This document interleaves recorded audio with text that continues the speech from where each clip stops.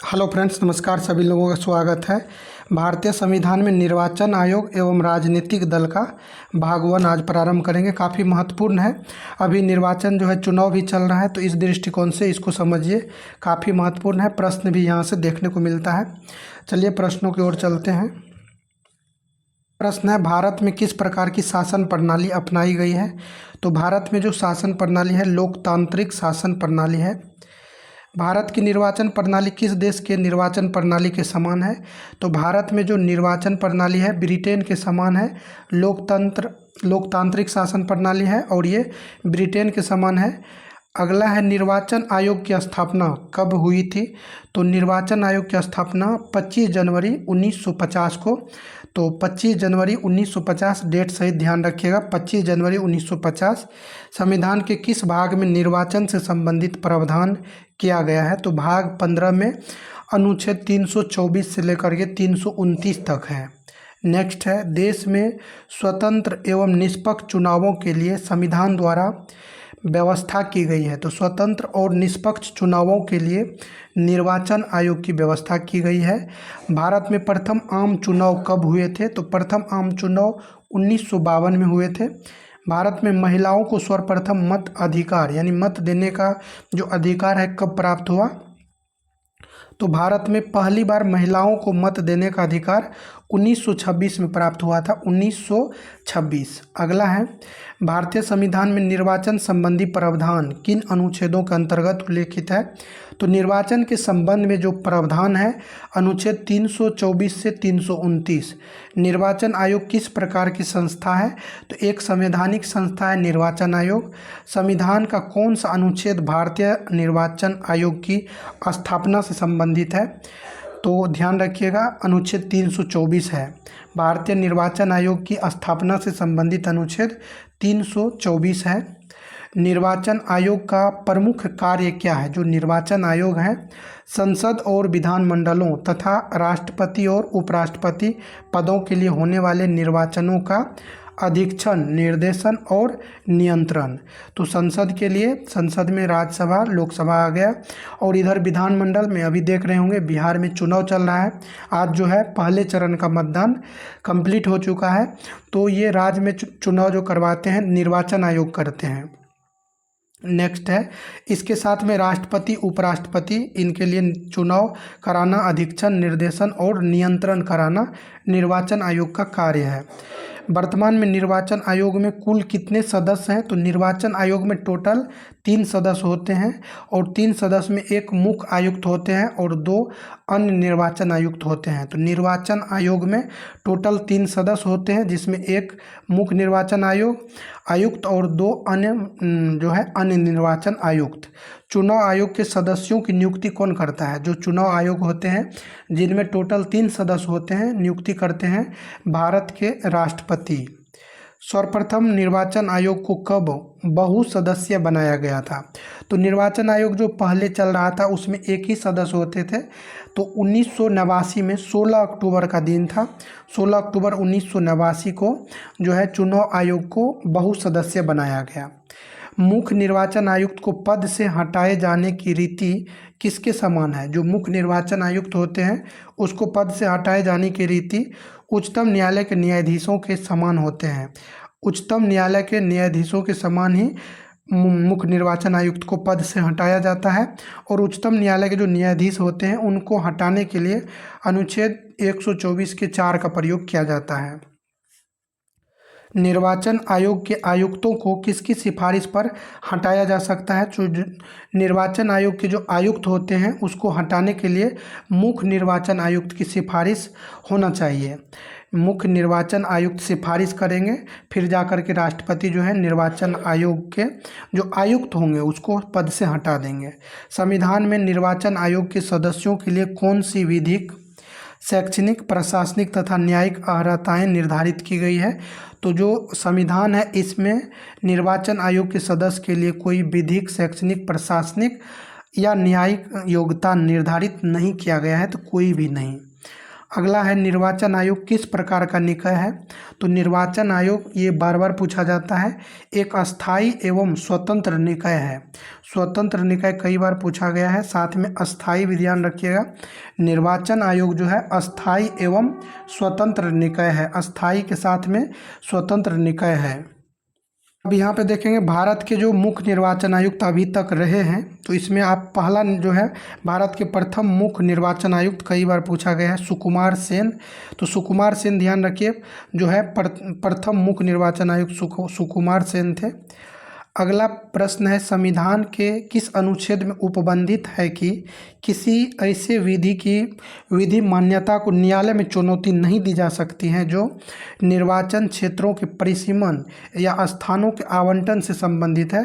तो अनुच्छेद 329 में संविधान के किस अनुच्छेद में उपबंधित है कि किसी ऐसी विधि को विधि मान्यता को न्यायालय में चुनौती नहीं दी जा सकती है जो निर्वाचन क्षेत्रों के परिसीमन या स्थानों के आवंटन से संबंधित है। तो अनुच्छेद 329 में कहा गया है कि जो निर्वाचन क्षेत्र के परिसीमन या स्थानों से संबंधित है उसको सर्वोच्च न्यायालय में चुनौती नहीं दिया जा सकता है। न्यायालय में कोई भी न्यायालय हो वहाँ पे चुनौती नहीं कर सकते हैं।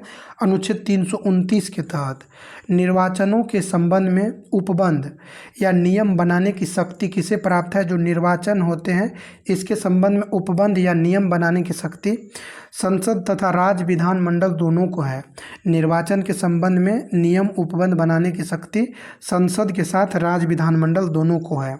कोई व्यक्ति निर्वाचक नामावली में सम्मिलित होने के लिए किस आधार पर अपात्र नहीं किया जाएगा। कोई व्यक्ति निर्वाचक नामावली में सम्मिलित होने के लिए धर्म के आधार पे उसको अयोग्य नहीं घोषित कर सकते हैं, न मूल वंश के आधार पे, जाति के आधार पे भी नहीं, और न ही लिंग के आधार पे। धर्म, मूल वंश, जाति एवं लिंग के आधार पे निर्वाचक नामावली में सम्मिलित होने के लिए किसी को भी अयोग्य घोषित नहीं किया जा सकता है। अगला प्रश्न है राष्ट्रपति एवं उपराष्ट्रपति के चुनाव का आयोजन कौन कराता है। जो राष्ट्रपति और उपराष्ट्रपति के चुनाव होता है इसका आयोजन कराने की जिम्मेदारी भारत का निर्वाचन आयोग है, जो 25 जनवरी 1950 को बन के तैयार हुआ था। दिनेश गोस्वामी समिति जो है ये किससे संबंधित है। तो चुनाव सुधार से संबंधित है। दिनेश गोस्वामी समिति, दिनेश गोस्वामी समिति का संबंध है चुनाव के सुधारों से। भारत में लोकसभा और राज्यों की विधानसभाओं के लिए निर्वाचन किस प्रणाली द्वारा किया जाता है। तो लोकसभा और राज्य की जो विधानसभा है तो वयस्क मताधिकार के आधार पे चुनाव कराया जाता है, वयस्क मताधिकार के आधार पे। संसद के सदस्यों की अयोग्यता संबंधी प्रश्न का निर्णय कौन करता है। जो संसद के सदस्य होते हैं उसकी अयोग्यता से संबंधित प्रश्न का निर्णय भारत के राष्ट्रपति करते हैं। भारत के निर्वाचन आयुक्त की पदावधि क्या है। जो भारत के निर्वाचन आयुक्त होते हैं पद पे 6 वर्ष या 65 वर्ष की आयु जो भी पहले पूरा हो। तो जो भी पहले पूरा होगा 6 वर्ष यदि कंप्लीट कर ले रहा है तो ये, या फिर यदि टोटल एज उस व्यक्ति का 65 वर्ष हो गया है तो फिर वो पद से हट जाएंगे। अगला है मुख्य निर्वाचन आयुक्त को पद से कैसे हटाया जा सकता है, कौन हटाते हैं। तो जो मुख्य निर्वाचन आयुक्त होते हैं संसद के दोनों सदनों के सदस्यों के 2/3 बहुमत से पारित कदाचार के आधार पर राष्ट्रपति के द्वारा मुख्य निर्वाचन आयुक्त को पद से हटाया जाएगा। संसद के दोनों सदनों के सदस्यों के 2/3 बहुमत से पारित कदाचार के आधार पर हटाया जाएगा। मुख्य चुनाव आयुक्त को हटाया जाता है उस प्रक्रिया द्वारा जो सर्वोच्च न्यायालय के न्यायाधीशों पर लागू होती है। विधानमंडलों के चुनाव के लिए उचित उपबंध बनाने की शक्ति किसमें है। जो विधानमंडल है तो विधानमंडलों के चुनाव के लिए उचित उपबंध जो होंगे वो बनाने की जिम्मेदारी है संसद की। विधानमंडलों के चुनाव के उचित उपबंध बनाने की शक्ति संसद के पास है। कौन सा कार्य भारत के निर्वाचन आयोग से संबंधित नहीं है। विधानमंडलों के चुनाव के लिए उचित प्रावधान करना। तो विधानमंडल के जो चुनाव होते हैं इसका उचित प्रावधान करने का अधिकार संसद के पास है, इसीलिए ये जो है निर्वाचन आयोग के अधीन नहीं रहेगा। स्थानीय निकायों का चुनाव किसके द्वारा संपादित किया जाता है। जो स्थानीय निकाय का चुनाव होता है जैसे नगर पालिका का, पंचायती चुनाव, ये सभी राज्य निर्वाचन आयोग के द्वारा कराया जाता है। चुनाव आयोग से किसका संबंध नहीं है। चुनाव की अधिसूचना जारी करना, जो चुनाव की अधिसूचना होता है ये जारी करना चुनाव आयोग से संबंधित नहीं है। संसद के दोनों सदनों जैसे लोकसभा एवं राज्यसभा के लिए निर्वाचन आयोग की सिफारिश पर अधिसूचना कौन जारी करता है? तो संसद के दोनों सदनों के लिए अधिसूचना जारी करते हैं राष्ट्रपति। नेक्स्ट है, राज्यों के विधानमंडल के निर्वाचन के लिए अधिसूचना जारी करता है तो राज्य में राज्यपाल करते हैं अधिसूचना जारी और केंद्र में राष्ट्रपति करते हैं। वयस्कों द्वारा 18 वर्ष की आयु में मताधिकार का पहली बार प्रयोग किस आम चुनाव में किया गया था? तो वयस्कों के द्वारा 18 वर्ष की आयु में मताधिकार का पहली बार प्रयोग नवंबर 1989 में 9वीं लोकसभा में किया गया था। ध्यान रखिएगा, 18 वर्ष आयु के जो वयस्क हैं पहली बार 9वीं लोकसभा में जो है अपना मत दिए थे। 9वीं लोकसभा में 1989 का समय है तो ये 18 वर्ष की आयु की बात है, तो इसका आधा कर लीजिए तो 9वीं लोकसभा में 1989 में अपना मतदान पहली बार 18 वर्ष के युवा के द्वारा मतदान किया गया था। और क्योंकि पहले जो था मतदान करने का उम्र 21 वर्ष था, इसी के कारण जो है 21 से घटा करके 61वें संविधान संशोधन 1989 के द्वारा उस समय जो राजीव गांधी भारत के प्रधानमंत्री थे, तो कुछ लोगों ने कहा था कि आप जो हैं भारत के युवा प्रधानमंत्री उनको कहा जाता है, तो आप युवा हैं तो युवा को मौका दीजिए, तो 21 वर्ष से घटा करके उम्र जो है 18 वर्ष कर दिया गया था 61वें संविधान संशोधन 1989 के द्वारा। और वो जो चुनाव हो रहा था 9वीं लोकसभा का चुनाव था, तो पहली बार जो है 9वीं लोकसभा के चुनाव में 18 वर्ष के युवा मतदाता ने मतदान किया था, इसको ध्यान रखिएगा। संविधान के किस अनुच्छेद में वयस्क मताधिकार को मान्यता दी गई है? तो वयस्क मताधिकार 326 में इसको मान्यता दिया गया है। चुनावों के अधीक्षण, निदेशन तथा नियंत्रण की शक्ति किसमें निहित है? तो चुनाव की जो अधीक्षण है, निदेशन है तथा नियंत्रण की शक्ति ये निर्वाचन आयोग के पास होता है। अगला है, आम चुनावों एवं उपचुनावों के लिए चुनाव कार्यक्रम कौन निर्धारित करता है? तो आम चुनाव हो या फिर उपचुनाव हो, दोनों के लिए कार्यक्रम निर्धारित करेंगे निर्वाचन आयोग। अगला है, मान्यता प्राप्त राजनीतिक दलों के विभाजन अथवा विलय से संबंधित विवादों का निपटारा कौन करता है? जो मान्यता प्राप्त राजनीतिक दल हैं उसके विभाजन या फिर विलय से संबंधित, जैसे एक दल है वो 2 दल में उसका विभाजन हो गया, तो इसमें कोई यदि विवाद आएगा तो चुनाव आयोग इसको निपटाएंगे। या फिर 2 दल जो है मिल करके एक दल बन जाएगा जिसको गठबंधन कहेंगे, तो इसका जो इसमें यदि कोई किसी तरह का विवाद आता है तो चुनाव आयोग इसको निपटाते हैं। निर्वाचन से उत्पन्न विवादों का निर्णय कौन करता है? तो न्यायपालिका। निर्वाचन से उत्पन्न विवाद, तो ध्यान दीजिएगा, जो निर्वाचन से उत्पन्न विवाद होंगे इसको निर्णय करता है न्यायपालिका।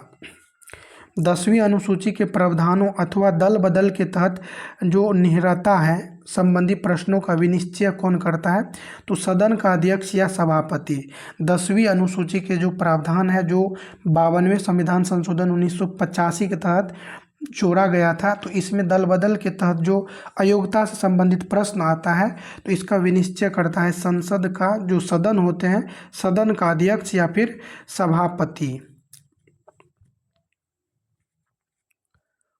अगला प्रश्न है, भारत में मताधिकार और निर्वाचित होने का अधिकार है। भारत में मताधिकार और निर्वाचित होने का जो अधिकार है, यानी आपको जो मत देने का अधिकार है, ये एक वैधानिक या संवैधानिक या फिर विधिक अधिकार है। वैधानिक अधिकार है, संवैधानिक सांविधिक अधिकार है या फिर विधिक अधिकार है। मत अधिकार और निर्वाचित होने का अधिकार वैधानिक, सांविधिक और विधिक अधिकार है। न्यायालय द्वारा अपराधी घोषित किए गए व्यक्ति को चुनाव लड़ने के लिए अयोग्य करार देने का निर्णय किया गया है। तो न्यायालय द्वारा जो अपराधी घोषित किए गए हैं उस व्यक्ति को चुनाव लड़ने के लिए अयोग्य करार दिया गया है। यह निर्णय संसद के द्वारा लिया गया है, संसद के द्वारा। अब महत्वपूर्ण प्रश्न है, यहाँ से समझिए, परिसीमन आयोग का कार्य क्या है? जो परिसीमन आयोग होता है, विगत जनगणना के आधार पर चुनाव क्षेत्रों की सीमा निर्धारित करना। जो अभी वर्तमान में चल रहा है 1971 के जनगणना पे चल रहा है और ये 2026 तक जो है रहेगा। तो परिसीमन आयोग का कार्य है विगत जनगणना के आधार पर चुनाव क्षेत्रों की सीमा का निर्धारण करना। अगला है क्या परिसीमन आयोग के आदेशों को किसी न्यायालय में चुनौती दी जा सकती है? तो नहीं दी जा सकती है। जो परिसीमन आयोग निर्णय देंगे उसको किसी न्यायालय में चुनौती नहीं दी जा सकती है। संसद के पटल में रखने पर किस संस्था के आदेशों में कोई संशोधन नहीं किया जा सकता? परिसीमन आयोग। संसद के पटल में रखने पर किस संस्था के आदेशों में कोई संशोधन नहीं किया जा सकता? परिसीमन आयोग। पहली बार जब चुनाव आयोग बहुसदस्यीय बनी थी तब मुख्य चुनाव आयुक्त थे तो RVS पेरी शास्त्री। पहली बार ये जो चुनाव आयोग है 1989 में बहुसदस्यीय बनी थी, ध्यान रखिएगा, और उस समय मुख्य चुनाव आयुक्त थे RVS पेरी शास्त्री। नेक्स्ट है अनुपातिक प्रतिनिधित्व प्रणाली की व्यवस्था सुनिश्चित करती है। जो अनुपातिक प्रतिनिधित्व प्रणाली है यह व्यवस्था क्या सुनिश्चित करती है? अल्पसंख्यकों के लिए प्रतिनिधित्व को, अल्पसंख्यकों के लिए प्रतिनिधित्व को। अनुपातिक प्रतिनिधित्व मतलब हो गया कि ये जनसंख्या के आधार पे प्रतिनिधि देता है। तो ये जो क्या सुनिश्चित करता है, जो अल्पसंख्यक है तो उसको उस संख्या के हिसाब से भी प्रतिनिधि मिलते हैं। भारत के प्रथम निर्वाचन आयुक्त सुकुमार सेन थे। उस देश में अनुपातिक प्रतिनिधित्व आवश्यक नहीं है जहां द्विदलीय प्रणाली है। उस देश में अनुपातिक प्रतिनिधित्व नहीं है जहां पे केवल 2 दल है। अगला है भारत में मतदान के लिए प्रयोग की जाने वाली मशीन VVPAT किस संस्करण की है? तो M3 इसका जो संस्करण है VVPAT ये M3 संस्करण की है। राष्ट्रीय मतदाता दिवस 25 जनवरी को मनाया जाता है, ध्यान रखिएगा। भारत की प्रथम महिला मुख्य निर्वाचन आयुक्त कौन बनी थी? तो VS रामादेवी 1990 में। भारत की प्रथम महिला मुख्य निर्वाचन आयुक्त बनी थी VS रामादेवी 1990 में। प्रथम मुस्लिम मुख्य निर्वाचन आयुक्त SY कुरैशी। प्रथम मुस्लिम मुख्य निर्वाचन आयुक्त कौन थे? SY कुरैशी। निर्वाचन आयुक्तों का कार्य अवधि कितनी होगी? 6 वर्ष या 62 वर्ष, जो पहले पूर्ण हो, और इसी जगह यदि मुख्य लगा देगा तो 6 वर्ष या 65 वर्ष हो जाएगा। ऐसे चुनाव आयुक्त जिन्होंने सेवानिवृत्ति के पश्चात राष्ट्रपति चुनाव में हिस्सा लिया था TN शेषन, ध्यान रखिएगा। ये ऐसे चुनाव आयुक्त हैं जो सेवानिवृत्ति के पश्चात राष्ट्रपति चुनाव में हिस्सा लिया था, TN शेषन। चुनाव आयोग के कार्य क्या है इसको समझिए। निर्वाचन क्षेत्रों का परिसीमन करना, निर्वाचन क्षेत्रों का परिसीमन करना चुनाव आयोग का कार्य है। मतदाता सूची तैयार करना चुनाव आयोग का कार्य है। राजनीतिक दलों को मान्यता देना ये चुनाव आयोग का कार्य है। राष्ट्रपति, उपराष्ट्रपति, संसद एवं विधानमंडलों के सभी प्रकार के चुनावों को संचालित करना। राजनीतिक दलों को चुनाव चिन्ह आवंटित करना ये किसका कार्य है? निर्वाचन आयोग का। राजनीतिक दलों के लिए आचार संहिता बनाना, राजनीतिक दलों के लिए आचार संहिता बनाने का कार्य जो है चुनाव आयोग का है। चुनाव प्रचार के लिए समय निर्धारित करने का कार्य किसका है? चुनाव आयोग। निर्वाचन की वैधता निर्धारण करना, मतदाताओं को राजनीतिक जागरूकता हेतु प्रशिक्षण प्रदान करना, जो मतदाता है उसको राजनीतिक जागरूकता हेतु प्रशिक्षण प्रदान करना ये चुनाव आयोग का कार्य है। चुनाव खर्च की राशि नियत करना, चुनाव में कितना धन खर्च किया जाएगा इस बात को निर्धारित करने का कार्य चुनाव आयोग का है। तो यह ध्यान रखिएगा, मतदाताओं को राजनीतिक जागरूकता हेतु प्रशिक्षण प्रदान करना चुनाव आयोग का कार्य है। निर्वाचन की वैधता निर्धारित करना, चुनाव प्रचार के लिए समय निर्धारित करना और चुनाव खर्च के लिए राशि को निर्धारित करना। अगला है विधायकों एवं सांसदों के अयोग्यता निर्धारण में क्रमशः राज्यपाल एवं राष्ट्रपति को परामर्श देना। विधायकों एवं सांसदों के अयोग्यता निर्धारण में क्रमशः राज्यपाल एवं राष्ट्रपति को परामर्श देना। निर्वाचन को शांतिपूर्ण संपन्न कराना ये सभी कार्य जो है निर्वाचन आयोग का कार्य है। तो आज के वीडियो को यहीं पे समाप्त करते हैं, नेक्स्ट पार्ट लाएंगे, आप लोग ज़रूर देखिएगा, अच्छा लगा होगा, चैनल सब्सक्राइब कर लीजिएगा। धन्यवाद।